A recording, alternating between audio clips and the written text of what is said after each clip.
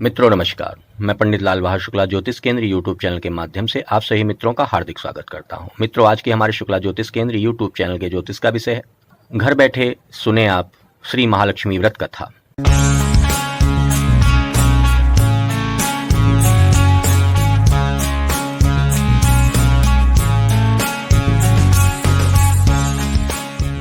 स्वयं सुरक्षित अपने घर के मंदिर में विधि के अनुसार श्री महालक्ष्मी का व्रत जो माताएं बहनें रखती हैं, कथा का श्रवण हमारे YouTube चैनल्स पर आप पूरी भक्ति और श्रद्धा के साथ इस कथा का श्रवण आपको हम कराएंगे और आप सुनेंगे।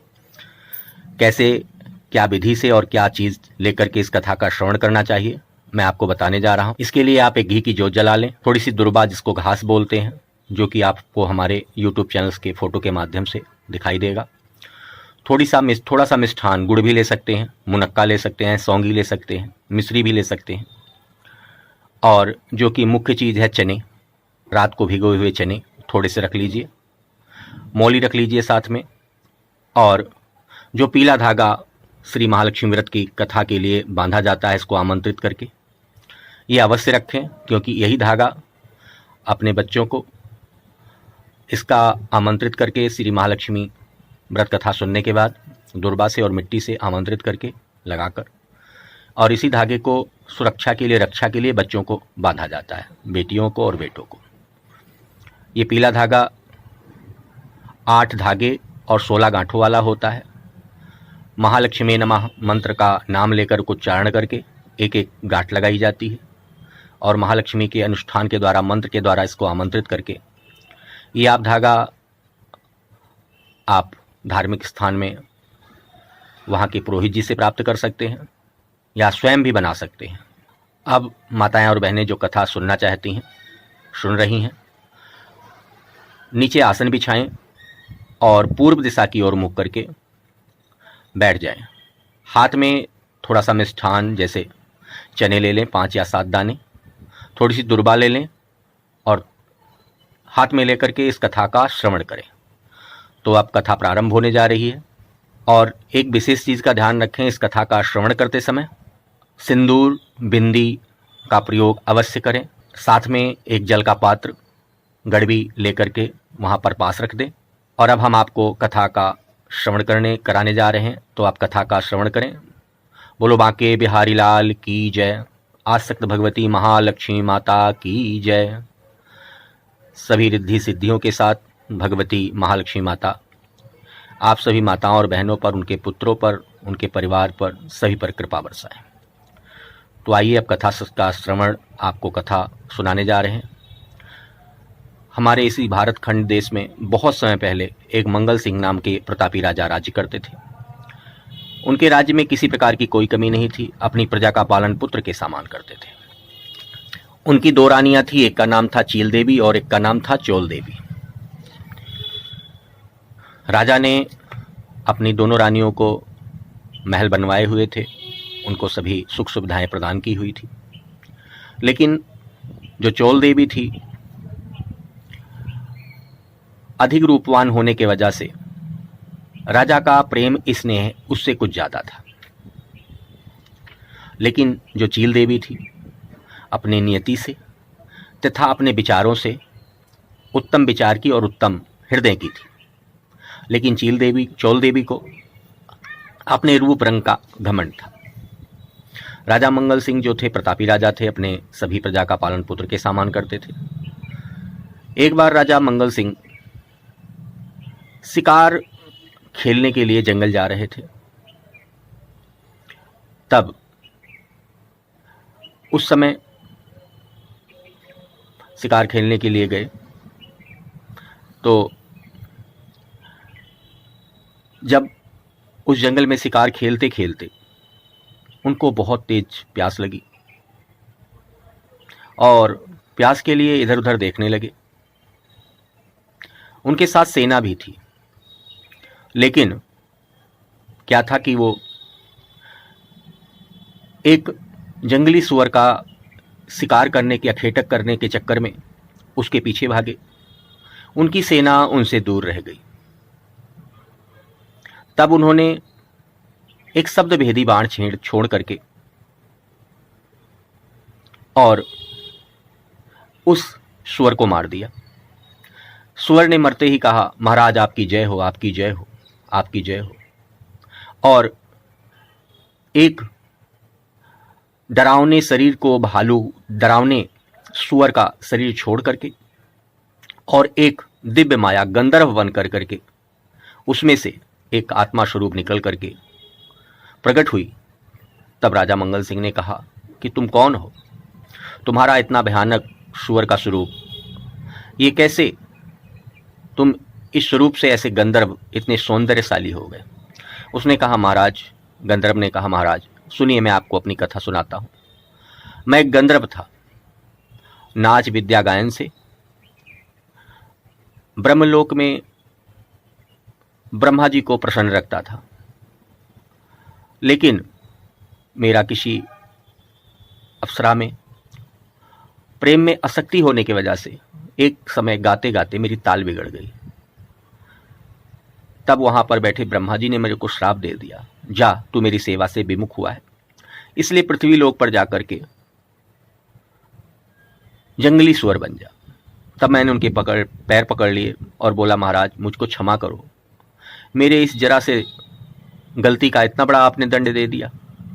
तो उन्होंने कहा कि जा, मेरा श्राप दिया हुआ मुक्त तो नहीं होगा, लेकिन पृथ्वी लोक पर मंगल सिंह नाम का प्रतापी राजा जब तेरा वध करेगा तो तेरा उद्धार हो जाएगा।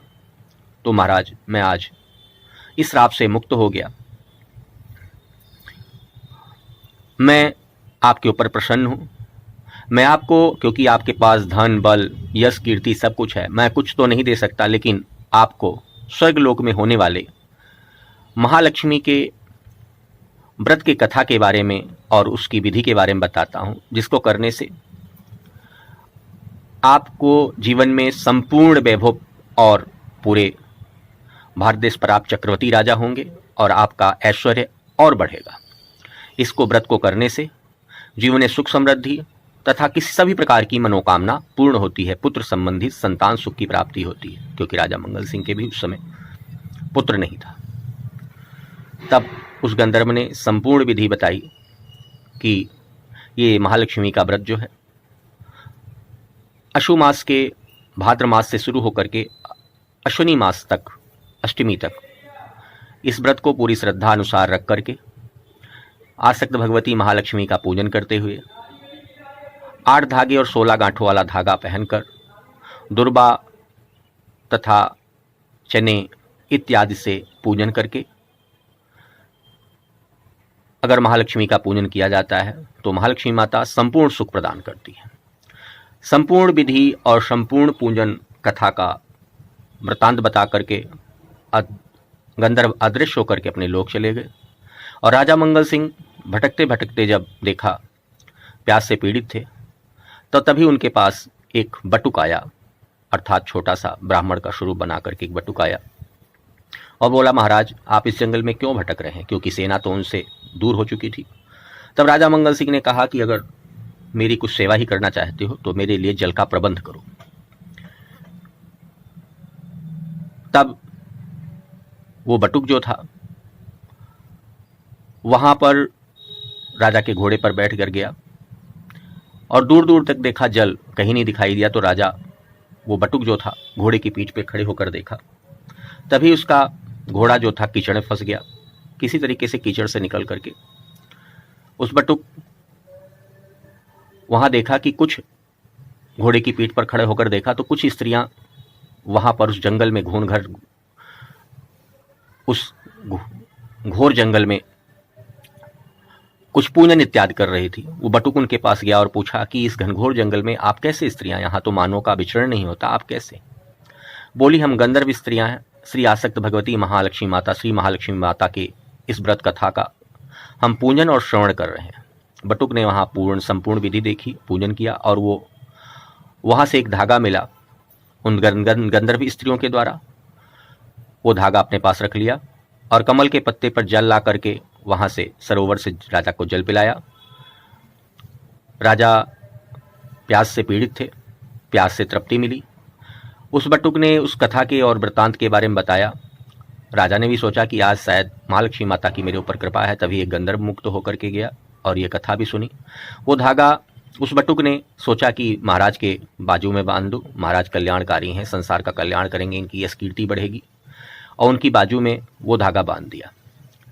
राजा अपने राज्य को आए और पहले चोल देवी के महल में गए। चोल देवी महल में बटुक भी साथ में आया। जब राजा थके हुए थे, थके हुए थे तो आराम करने लगे। जब आराम करने लगे तो रानी चोल देवी ने राजा की बाजू में धागा बंधा हुआ देखा। उसके मन में संदेह हुआ कि किसी स्त्री ने प्रेम जाल में फंसा करके यह धागा बांध दिया है, वशीकरण के लिए, बस में करने के लिए, और ये जो बटुक भेजा है या चील देवी ने बांधा या किसी स्त्री ने बांधा है, और ये जो बटुक भेजा है ये निगरानी के लिए भेजा है। तब उन्होंने इस शंका के वजह से क्रोध में आकर के वो धागा तोड़कर फेंक दिया। धागा तोड़कर फेंक दिया। राजा मंगल सिंह शयन से उठे, सो करके उठे, और जब देखा कि उनकी बाजू में धागा नहीं है, तब उन्होंने चोल देवी से पूछा। तो चोल देवी ने जब उनको देखा कि धागा फेंक दिया है, क्रोधित, तो राजा मंगल सिंह उनको क्रोध आया कि आसक्त भगवती महालक्ष्मी के व्रत का अनादर किया। उस समय वो व्रत चल रहा था, ये 16 दिन का अनुष्ठान होता है, वही असु मास के अष्टमी को व्रत का समापन होना था। राजा ने देखा कि इसके मन में श्रद्धा नहीं है, भक्ति भावना नहीं है, सौंदर्य और रूप का क्या, और वो उसके महल को त्याग कर चोल देवी के और चील देवी के महल में गए। इधर महालक्ष्मी भगवती मन में श्रद्धा प्रेम भाव देखने के लिए, और राजा ने घोषणा कर दी कि मेरे राज्य में महालक्ष्मी के व्रत का पूरी विधि के साथ पूरे पूजन होगा और स्त्रियां सभी इस व्रत को रखेंगी। चील देवी ने जब महाराज के कथन को सुना तो उसने पूरी श्रद्धा के अनुसार पूर्ण विधि के साथ इस व्रत को रखा। अब आसक्त भगवती महालक्ष्मी माता मन में श्रद्धा और धार्मिक भावना देखने के लिए सबसे पहले चोल देवी के महल में गई, और चोल देवी के महल में गई, और जब उन्होंने चोल देवी को कहा, पुत्री क्या कर रही हो, तब चोल देवी ने आसक्त भगवती के रूप को नहीं पहचाना और उनका अनादर किया। अपने रूप रंग के घमंड में बोली, तुम कैसे आ गई, तुमको किसने प्रवेश करने दिया। इस प्रकार महालक्ष्मी माता का अनादर किया। तब महालक्ष्मी माता क्रोधित हो गई, बोली कि जिस रंग रूप पर तेरे को घमंड है, तू जा, तेरा जो चेहरा है वो शुअरमुखी हो जाए। इस तरीके से श्राप दे करके वहां से चली गई। फिर चील देवी के महल में गई। चील देवी ने सुन रखा था कि कोई भक्ति और पूजन के समय कोई अगर सुहागन स्त्री आ रही है, संपूर्ण माता का स्वरूप देख करके उसके मन में हो गया कि स्वयं शायद भगवती महालक्ष्मी माता ही हैं। उनका बड़े सेवा सत्कार और सम्मान किया। महालक्ष्मी माता प्रसन्न हो गई, थोड़े से ही पूजन और थोड़े से श्रद्धा के अनुसार भक्ति भावना से अतिथि सत्कार से, और प्रसन्न होकर कहा कि तुझको संपूर्ण सुख प्राप्त होगा, तेरे अत्यधिक संतानें शक्तिशाली और वैभवशाली होंगी। इस प्रकार वहां से आशीर्वाद देकर के भगवती माता वहीं से अंतर्ध्यान हो गई। इधर जब चोल देवी ने देखा कि महाराज नहीं आ रहे मेरे महल में, तो राजा मंगल सिंह के महाराज में प्रवेश करने लगी। तो वहां के सैनिकों ने, क्योंकि उसकी आकृति बदल चुकी थी, चेहरा जो था अब दूसरा स्वरूप था, राजमहल के द्वारपालों ने उसको अंदर जाने से मना कर दिया, क्योंकि नहीं जान पाए कि चोल देवी है। जब उसने अपना चेहरा देखा तो उसके मन में आत्मग्लानि हो गई, अरे वाह, मेरा चेहरा तो बदल गया।